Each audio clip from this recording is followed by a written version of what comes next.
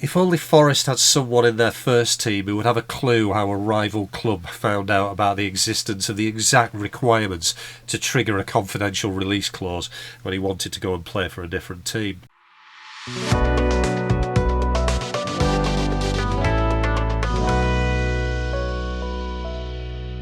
Hi, my name is Mike and welcome to my vlog about football in general and Burnley FC in particular.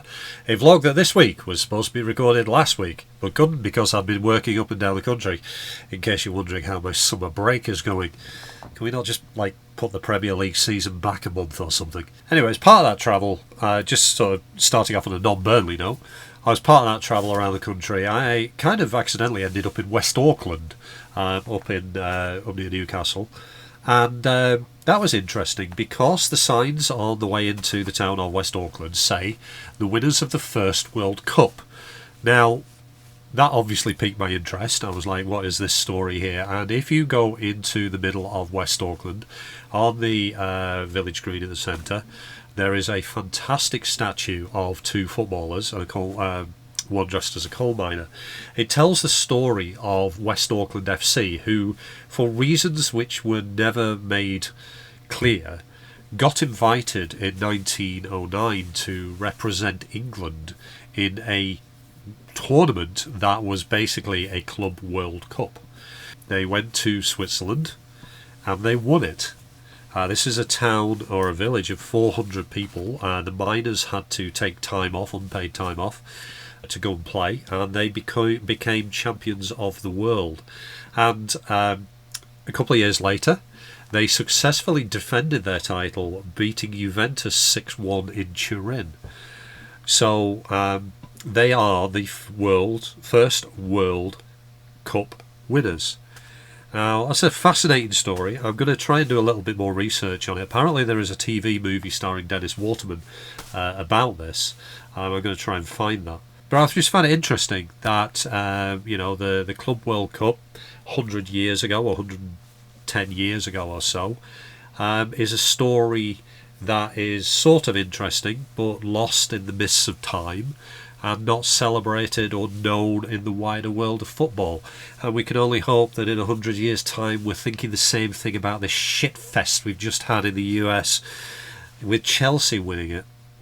Anyway, sort of into Burnley news. Fairly quietish compared to the last couple of off-seasons, or last 3 off-seasons, I think. Fairly quietish so far. The club is going about its business pretty well, I think. Obviously, all the loanees, or most of the loanees, became permanent transfers, which is good. We lost CJ Egan-Riley, which is a shame. But I think I said before in one of the previous vlogs, it's kind of funny how football kind of turns out, because he was maybe 4th choice at the start of last season. He was likely to head out on loan somewhere. It was coming to last year's contract. He'd probably gone off on loan, and at the end of that loan period, we'd have said, thank you very much and good luck with your career. Due to a couple of twists of fate, Dara O'Shea transferred off to Ipswich, Joe Worrell breaking his foot in training. He ended up in the first team, and then establishes himself in a record-breaking defence. And so the shoe was on the other foot at the end of the day, at the end of the contract, and he had his choice of where to go. He could have stayed. I think the club probably made a very good offer to him, but he decided to go off to France. That's football. That's the way it goes. Good luck to him. I wish him nothing but the best. And it's always good to see a British player, going overseas to try and further his career. That's always a good thing. So good luck to him. But we have some incomings as well. Kind of ironic that for a record-breaking defence, we appear to have signed a goalkeeper and several defenders. It seems that possibly we're going to try and stay up by drawing 0-0 38 times in a row. And as a supporter of chaos and as a supporter of annoying as many people as possible, I'm all for that. I think that would be absolutely hilarious. So we brought in a couple of new players. I think the transfers have been very, very sensible so far. Delighted to see Brun Larsen back. We brought a goalkeeper in from Karlsruhe in Germany. Is that cover for Trafford leaving? If Newcastle want to pay the money for Trafford, then he's going to go. I think he's fairly clear about that. I think the club are fairly clear, about that. I don't have a problem with it. That's just modern football. I'll get on to transfer fees in a minute. But have we brought a keeper in as cover for James Trafford? If so, $4 million's a bargain. Brun Larson, $4 million's a bargain. And the other bargain, as a bit of a marquee signing, is Kyle Walker. Now, I'm not a fan of Kyle Walker. I have not been a fan of Kyle Walker for a long time, because here's the thing about Kyle Walker. It's going to be... I have thoughts. When it was announced, I had thoughts. And my immediate thought was, is the bollocks that he gets up to, in terms of what has been described by pundits as clever defending, is he going to get away with that in a Burnley shirt? Because to me, Kyle Walker, yes, he's very fast. He's good at recovery. One of his things that drives me up the wall as an opposition fan, is he basically does the mirror Vardy. He uses his pace to get in front of the attacker in the defensive penalty area, and then he throws himself to the ground. Now, he might feel a little bit of contact or whatever, but generally he throws himself to the ground and gets the free kick. Once, quite memorably, he did this in an England shirt. I think it was in the last Euros. And Ali McCoist basically went oh my God, that's world-class defending. That's incredible defending. That's his class. And I'm looking at him going, he freaking dived. He does it all the time. We saw it at City. The number of times that he accidentally would get tangled up with the winger when the ball was kind of hit over the top. Now, you could say that this was coached into him, but then Pep Guardiola gets very upset when you turn around and say that he's deliberately sending his players out to bend the rules when it comes to that sort of thing. So he definitely wasn't coached into him. And obviously, he's been doing this in an England shirt, and he's been doing this in a Man City shirt. Going to be interesting to see if he gets away with it in a Burnley shirt. Now, that may sound sort of tinfoil and paranoid and all that kind of stuff, but we know how it works. And let's see how that turns out, shall we? But I'm not against the transfer. I think it's a good thing to have that experience. I think he is a good person to have in the dressing room.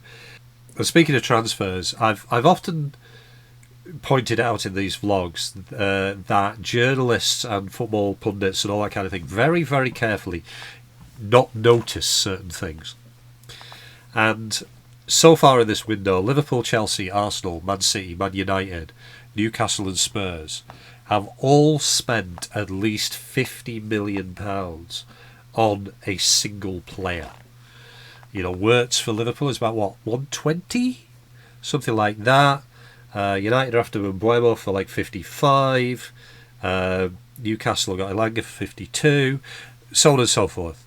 Whereas Sunderland, Leeds, ourselves we're spending money, but we're spending £50 million on 6 players. We have to watch the money. And it's interesting that come the end of next season, or the season that's coming, then if the promoted clubs have come up, including ourselves, go straight back down, then there will be articles written about we didn't spend our money wisely, or the manager's tactics were naive, I hate that word, but the manager's tactics were not right, or they couldn't get, they spent on too many players, or something like that. They will very carefully ignore the financial imbalance within the Premier League that allows a single team to spend £100 million on a player, and they'll point at a Leeds, a Sunderland, a Burnley and go, well, you are the ones who are the problem. And then you look at Chelsea, who've just got £100 million for winning the World Cup, and yet it's us who are the problem in the Premier League.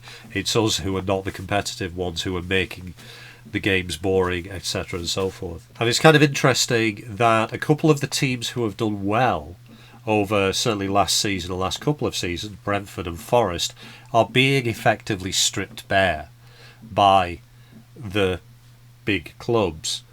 Obviously Brentford are about to possibly lose Mbeumo. They've lost Norgard to Arsenal, and obviously they've lost their manager to Spurs. Forest have lost Elanga to Newcastle, and they're complaining about Morgan Gibbs-White, who has had his release clause triggered, I think 60 million, triggered by Spurs. Transfers are shady as hell anyway. Let's put it that way. And it's kind of, well, it's not kind of ironic. It's an entire foundry full of iron that Forest's chairman is complaining about underhand tactics in football, especially around the transfer business.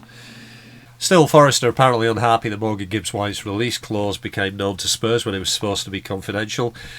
If only Forest had someone in their first team who would have a clue how a rival club found out about the existence of the exact requirements to trigger a confidential release clause when he wanted to go and play for a different team. But anyway, it's just one of those things that you can just see the imbalance in the Premier League. I know it's all about money and all that kind of thing, but it's so laid bare now. There are teams that are paying £50 million minimum for a player, and then everybody else is paying 50. Well, they're not even paying 50 million maximum. They're paying 20 to 30. They're having to rebuild their squads. They're having to deal with want-away players and all that kind of thing. And then the press just go, "It's your own fault. That's how football works." Oh, right, okay. Anyway, last thing is the new shirt. Nice. I like the new shirt, actually. It's a nice design. The interesting thing for me was the existence of the sponsor. If I've done the thing about betting before, and I was kind of curious about why the sponsor is still there, because I don't know if you know this. A lot of the sponsors, I'll put a link to the video that I did before, but a lot of the sponsors of these Far East betting companies operate via a license that's been given out by a single company in Isle of Man that is based above a betting shop. Now, I'm not going to get into the pros and cons of being sponsored by Far East betting companies. Again, it comes down to the money in the Premier League. Whatever the club do, it is the wrong thing. Morally, it's wrong to take the money. Are you going to, in this Premier League, turn down 8, 10, 12 million pounds? And if so, where are you going to plug that hole? Like I say, there is no right answer. There is the moral answer, there is the economic answer. The two are completely incompatible. Get on your high horse about which one. I'm not going to make a judgment. But yeah, this company, I think they're called TGP Europe, they lost their license due to various kind of not fulfilling the conditions of handing out the gaming licenses and so on and so forth. Now, I kind of wondered how that would affect the sponsors who are currently on the front of the Burnley shirt and is going to be on the front of the Burnley shirt. And I was under the impression that actually that sponsor would be disappearing. But it's a little bit more nuanced than that. I checked, basically. I did, instead of guessing, it was very easy to check. These Far East betting companies, what they did under a UK licence was they would operate in the UK with a very, very, very bare bones website. Their main audience and wealth and all that kind of stuff comes from the Far East. If you went to their website and you were in the UK, it basically gave you like a very, very bare bones, here are a couple of random slot machine type games to play. That's it. They didn't care. That is no longer possible because they've lost their license to operate as a betting company in the UK. So basically what they did was they shut down the website. They've still got the website running that basically gives you a big notice going, players in the UK cannot gamble or place bets using our website. That is because they don't have a license to operate. But they still exist. Therefore, they are still on the front of our shirt. So we're in the situation where Burnley fans are seeing adverts for a company. They are wearing the shirt advertising a company of which Burnley fans cannot actually purchase a service or a product from. And if that doesn't kind of really show you the state of money and gambling sponsorships and all that kind of thing in the Premier League, I don't know what does, really. I mean, what are you supposed to do? I'm not, kind of expecting, the Parkview Chippy to be on the front of the shirt or anything like that. But it is modern football.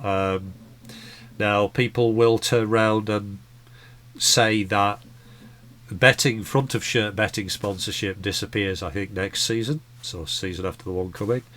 It's banned. That is good. But my response to that is make a list of which clubs are affected by that and will lose their front of shirt sponsorship and which clubs won't. And it doesn't take a wild guess to figure out which ones won't. Modern football for you. Anyway, you can tell I'm not really kind of enthused about the new Premier League season. It's not really anything to do with the Clarets. It's everything to do with the fact that the table is so loaded against us. But I think I'll kind of talk about that a little bit closer to the season. Am I happy with the transfer business? Yes. Am I happy with what the club's doing? Yes. Do I think it's going to be enough? I think we need a creative midfielder. Brownhill hasn't officially left yet. He hasn't officially stayed yet. We need a creative midfielder anyway. We need someone, I think, creative. We've lost Zeki Andouni by the sounds of it to Donis Cruciate. I was kind of hoping he would be a creative link man up front. I know he's a frustrating player, but you can't deny he's a creative player, and we can do with players like that. So losing him is a problem. You know, we're going in with a front of Fleming, Lyle Foster, Ashley Barnes. That's, you know, for a team that struggled to score goals last year. So yeah, we need more creativity up front. Are we going to find it? I don't know. Are the club obviously being more sensible about transfers? Yes. Good.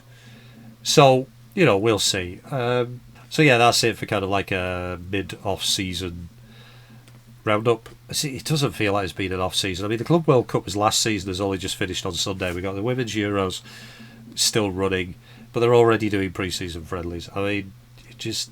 it's crazy. Anyway, hold the Clarets.